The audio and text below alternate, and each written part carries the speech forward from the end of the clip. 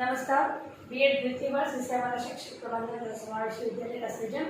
और आज हम जानने वाले हैं पाठ्यक्रम के प्रकार के अंतर्गत विषय केंद्रित पाठ्यक्रम। जो हमने लास्ट पढ़ा था बाल केंद्रित पाठ्यक्रम, जिसमें बालकों की रुचि, योग्यता, उनकी अभिवृत्तियों तथा उनसे संबंधित जो विकास है उस पर आधारित पाठ्यक्रम का निर्माण के बारे में हमने बात की थी। और वो पाठ्यक्रम कैसा होता है, उसमें कौन सी विशेषताएं होती है तथा दोषों के बारे में भी जानकारी प्राप्त की थी। आज हम विषय केंद्रित पाठ्यक्रम के बारे में भी जानकारी प्राप्त करेंगे।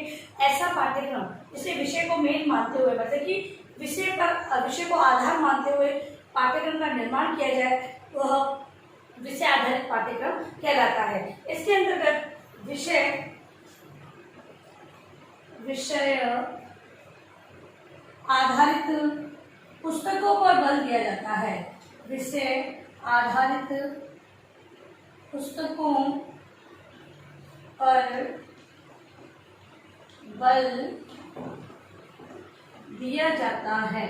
ऐसा पाठ्यक्रम जिसके अंतर्गत विषय आधारित से, जैसे हिंदी है, गणित है, इस प्रकार के जो विषय होते हैं उन विषयों को लेते हुए उन विषयों से संबंधित जो जानकारी होती है उसे पाठ्यक्रम में इंक्लूड करना तथा उसका इतिहास है, उससे संबंधित सारी जो जानकारियां हैं उस पर आधारित पुस्तकों का निर्माण करना और उसे पाठ्यक्रम में सम्मिलित किया जाता है। तो यह विषय आधारित पाठ्यक्रम विषय से संबंधित पुस्तकों पर अधिक बल दिया जाता है। भारत में लगभग इसी प्रकार का पाठ्यक्रम प्रचलित है। अब इसकी विशेषताएं, विषय आधारित पाठ्यक्रम की विशेषताओं के अंतर्गत सबसे पहली है अनेक विषयों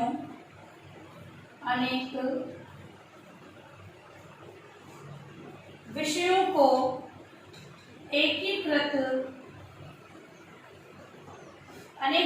एकीकृत रूप में प्रस्तुत किया जाता है। तो विभिन्न विषय होते हैं, उन्हें एकीकृत रूप में, क्योंकि विषय आधारित है तो सभी विषयों का समावेश उसमें होता है। पुस्तक आधारित, जैसी पुस्तकें जिनमें विषयों का समावेश होता है, ऐसी पुस्तकों पर अधिक बल दिया जाता है। अब अगर विशेषता में देखें तो अनेक विषयों को एकीकृत रूप में हमारे समक्ष प्रस्तुत किया जाता है इस पाठ्यक्रम में। अगला है शिक्षा के उद्देश्यों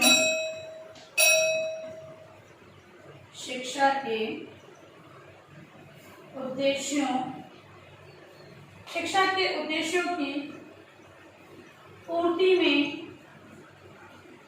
सहायक। शिक्षा के उद्देश्यों की पूर्ति में सहायक। शिक्षा से संबंधित जो उद्देश्य होते हैं, बालक का सर्वांगीण विकास करना, उसके अंदर आध्यात्मिक, शारीरिक, मानसिक, आध्यात्मिक, आर्थिक, सांस्कृतिक सभी प्रकार का जो विकास सम्मिलित होता है, साथ ही व्यवहारिक जो ज्ञान दिया जाता है, व्यवहार में उसका उपयोग कहाँ कर सकता है, उससे संबंधित जो उद्देश्य बनाए गए होते हैं उसकी पूर्ति करने में वो सहायक होता है। अगला है पठनीय सामग्री का क्रमिक रूप में, पठनीय सामग्री का क्रमिक रूप से व्याख्या। जो पढ़ने योग्य सामग्री पाठ्यक्रम में दी गई है उसका क्रम अनुसार जो वर्णन किया जाता है, मतलब कि क्रम अनुसार, मतलब कि यहाँ पर भी क्रम को विशेष ध्यान दिया जाता है कि कौन सी कक्षा का बालक किन विषयों को सरलता से पढ़ सकता है तथा किस उम्र में किस बालक की किस विषय के प्रति कितनी समझ विकसित हो सकती है। इन चीजों को ध्यान में रखते हुए विषयों के क्रम को बांटा जाता है, क्रम अनुसार व्याख्या दी गई होती है।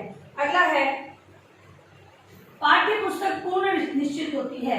पाठ्य पुस्तक पूर्ण निश्चित होती है। अगली विशेषता है कि पाठ्य पुस्तक है वो पूर्ण रूप से निश्चित होती है। ऐसा नहीं कि बार बार में उसमें बदलाव किया जाए या फिर जिसकी जो इच्छा हो उस अनुसार वो उस पुस्तक का अध्ययन कर सके, नहीं, पहले ही उसे पूर्ण रूप से निश्चित कर लिया जाता है कि कौन सी कक्षा के लिए किन विषयों को किस प्रकार से क्रम अनुसार बांटा गया है और वही डिसाइड हुआ होता है तथा वही पढ़ने के लिए उनके समक्ष उपलब्ध रहता है। अगली विशेषता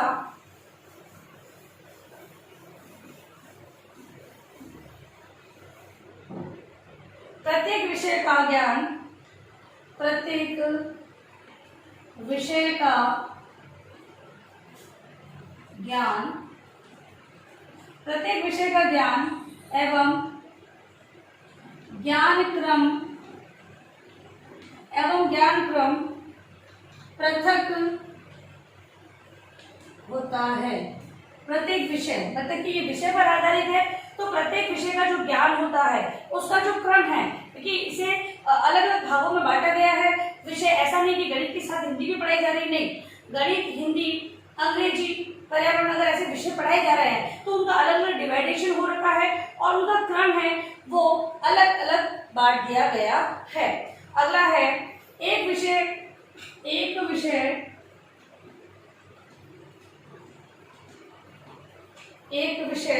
का दूसरे विषय से,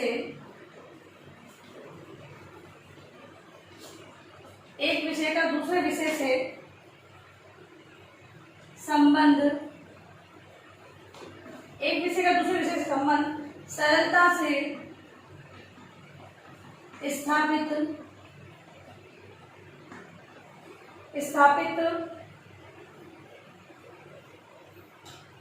किया जा सकता है।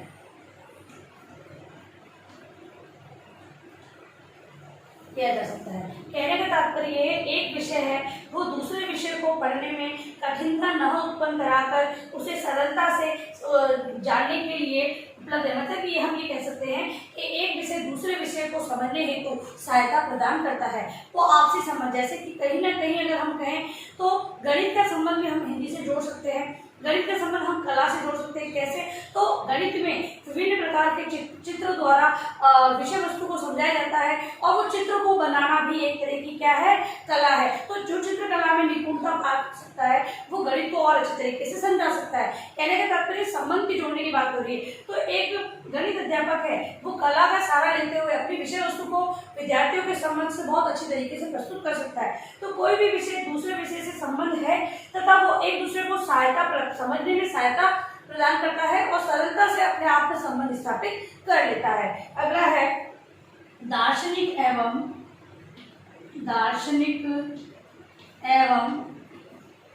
समाजशास्त्रीय,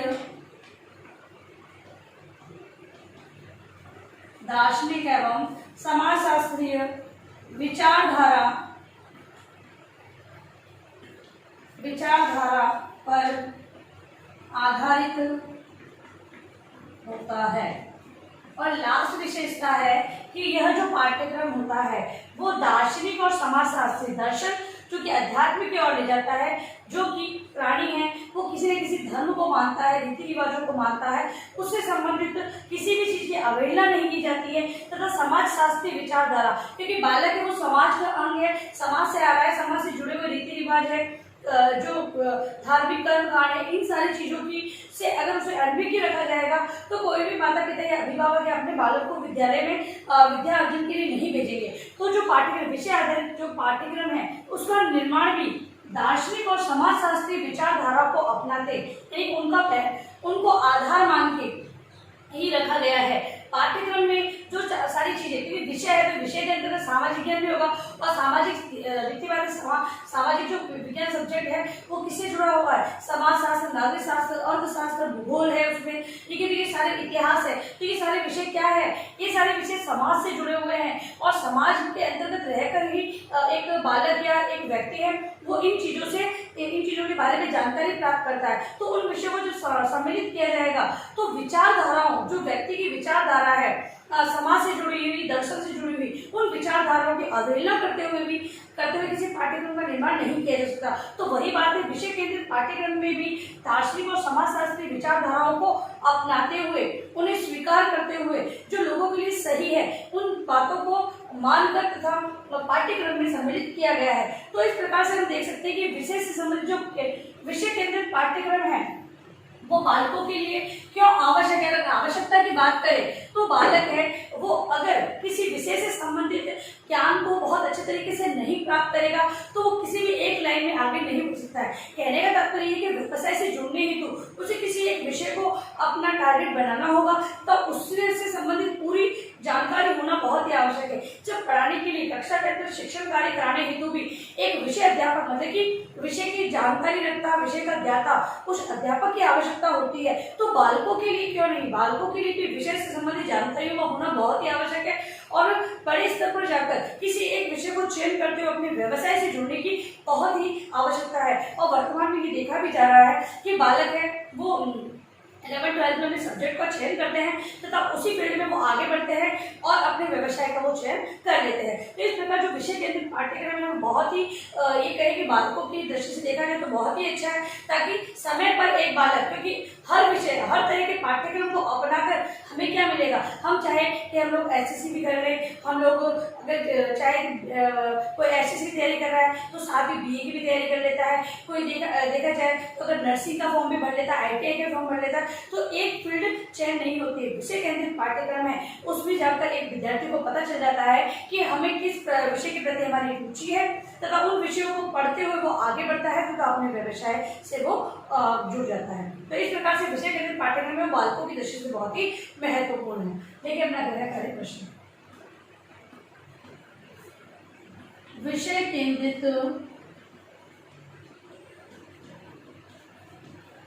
पाठ्यक्रम को समझाइए। विषय केंद्रित पाठ्यक्रम को अपनी भाषा में आपको समझाते हुए लिखना तथा इसकी विशेषताएं जो मैंने बताई है उसका वर्णन आपको करना है। और अंत में इस महामारी के दौर में कम से कम ये आवश्यक कार्य होने पर आप बाहर निकलें।